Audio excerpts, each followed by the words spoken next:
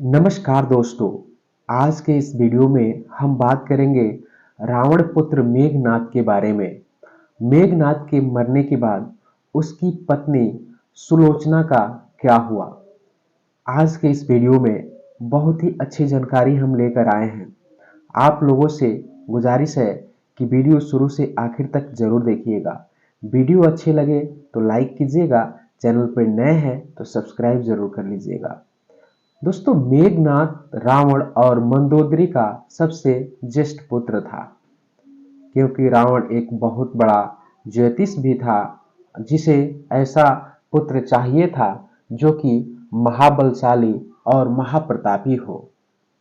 इसलिए उसने सभी ग्रहों को अपने पुत्र की जन्म कुंडली के 11वें लाभ स्थान पर रख दिया था, परंतु रावण की प्रवृत्ति से परिचित शनिदेव 11वें स्थान से 12वें स्थान पर आ गए, जिससे रावण को वनवांछित पुत्र प्राप्त नहीं हो सका। इस बात से क्रोधित रावण ने शनिदेव के पैरों पर प्रहार किया था। वाल्मीकि द्वारा रचित रामायण के अनुसार जब मेघनाद का जन्म हुआ तो वह सामान्य शिशुओं की तरह रोया नहीं था, बल्कि उसके मुंह से बिजली की कड़कने की आवाज सुनाई थी, दहाड़ने की आवाज सुनाई दी थी। यही कारण था कि रावण ने अपने इस पुत्र का नाम मेघनाद रखा था। मेघनाद का परिवार। मेघनाद की पत्नी का नाम सुलोचना और पुत्र का नाम अक्षय कुमार था।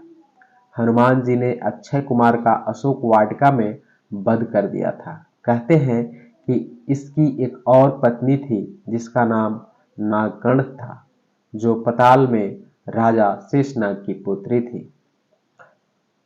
स्वर्ग विजयी। मेघनाद अपने पिता की तरह स्वर्ग विजयी था। उसने इंद्र को पराजित कर दिया था। इंद्र को परास्त करने के कारण ही ब्रह्मा जी ने उसका नाम इंद्रजीत रखा था। मेघनाद का मूल नाम घनानंद था, लेकिन इंद्र को हराने के बाद उसे इंद्रजीत, वाष्पजीत और शक्रजीत इंद्र कहा गया। उन्हें ब्रह्मा का कुछ वरदान भी मिला था। बाधक इंद्र को छुड़ाने के लिए जब ब्रह्मा ने आज्ञा दी तो मेघानंद ने इंद्र को बंधन मुक्त कर दिया था। इस पर ब्रह्मा जी ने कहा था, वरदान मांगो। तब मेघनाद ने अमरदाता का वर मांगा, लेकिन ब्रह्मा ने कहा कि यह देने संभव नहीं है, लेकिन उन्होंने इसके सम्मान ही वह जरूर दिया। वर अनुसार अपनी कुल देवी प्रत्यंगिरा के यज्ञ के दौरान मेघनाद को स्वयं त्रिदेव नहीं हरा सकते और नहीं मार सकते हैं। ये वर ब्रह्मा जी ने दिया था। मेघनाद ने गुरु मेघनाद के शुक्राचार्य और साक्षात महादेव से शिक्षा प्राप्त की थी। महादेव शिव से प्रशिक्षण प्राप्त लगभग सभी दिव्य शस्त्रों का ज्ञाता बन गया था। किशोरावस्था की आयु होते होते इसने अपनी कुल देवी निकंभला प्रत्यंकिरा के मंदिर में अपने गुरु से दीक्षा लेकर कई सिद्धियां प्राप्त कर ली थी। जब मेघनाद युवावस्था में पहुंचा तो उसने कठिन तपस्या के बल पर संसार के 3 सबसे घातक अस्त्र ब्रह्मास्त्र, पशुपताक्ष और वैश्व अस्त्र प्राप्त कर लिए थे। अति महारथी योद्धा। आदिकाल से अब तक यही एकमात्र ऐसा योद्धा है जिससे अति महारथी की उपाधि दी गई है।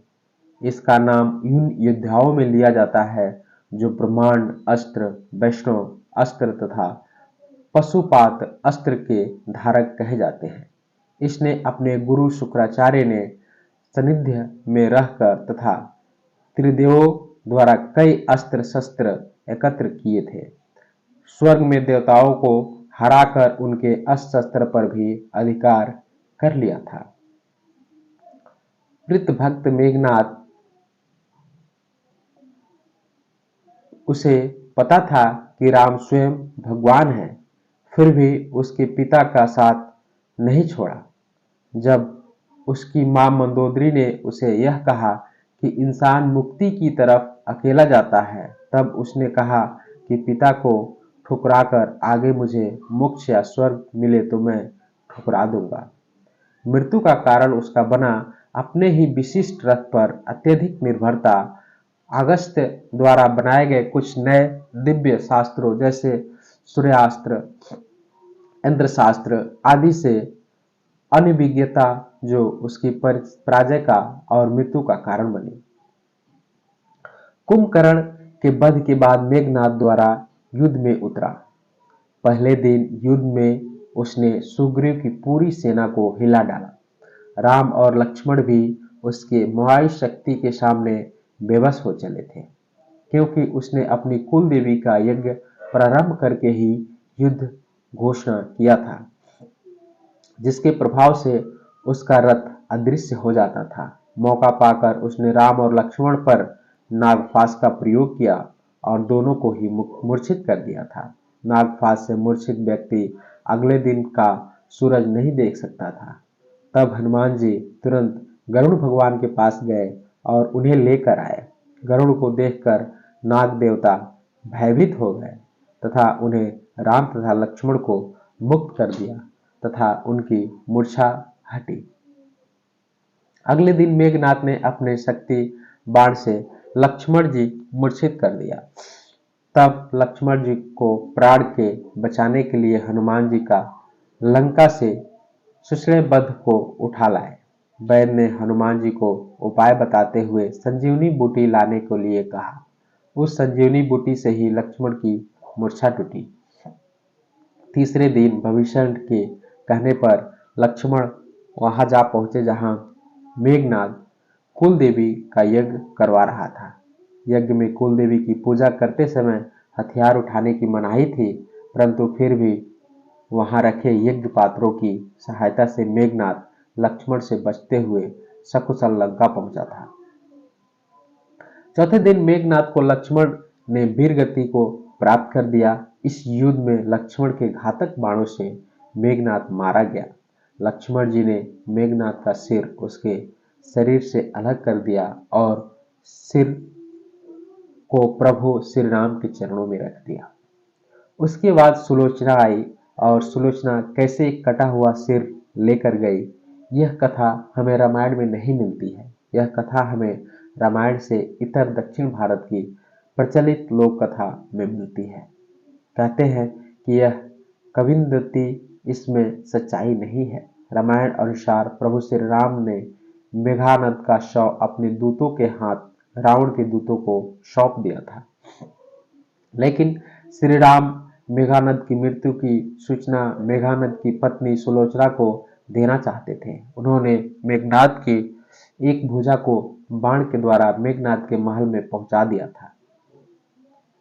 वह भुजा जब मेघनाद की पत्नी सुलोचना को देखी तो उसने विश्वास नहीं हुआ कि उसके पति की मृत्यु हो चुकी है।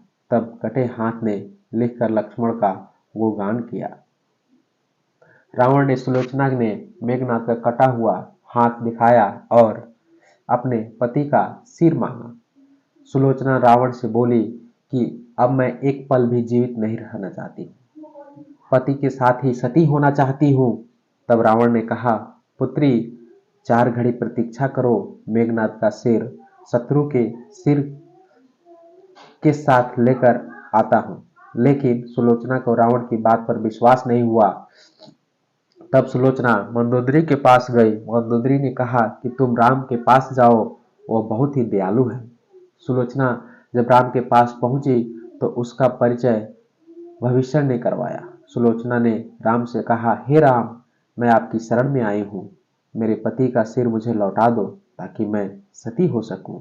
राम सुलोचना की दशा देखकर दुखी हो गए। उन्होंने कहा कि मैं तुम्हारे पति को अभी जीवित कर देता हूँ। सुलोचना ने कहा, मैं नहीं चाहती कि मेरे पति जीवित होकर संसार के कष्टों को भोगे। मेरे लिए सौभाग्य की बात है कि आपके दर्शन हो गए, मेरा जन्म सार्थक हो गया, अब जीवित रहने की कोई इच्छा नहीं है। रावण के कहने पर सुग्रीव मेघनाद का सिर ले आए, लेकिन उसके मन में आशंका थी कि मेघनाद के कटे हाथ ने लक्ष्मण का गुणगान कैसे किया। सुग्रीव ने से हर राह पर कहती गई कि वह सुलोचना की बात कभी मैं सच नहीं मानूंगा। यह नरमुंड हंसेगा। सुलोचना से सातित्य की यह बहुत बड़ी परीक्षा थी। उसने कटे हुए सिर से कहा, हे स्वामी, जल्दी हंसिए, वरना आपके हाथ में जो लिखा है उसे ये सब सच नहीं मानेंगे। इतना ही सुनते ही मेघनाथ का कटा सिर जोर जोर से हंसने लगा। इस तरह सुलोचना अपने पति का कटा हुआ सिर लेकर वापस आई थी। धन्यवाद।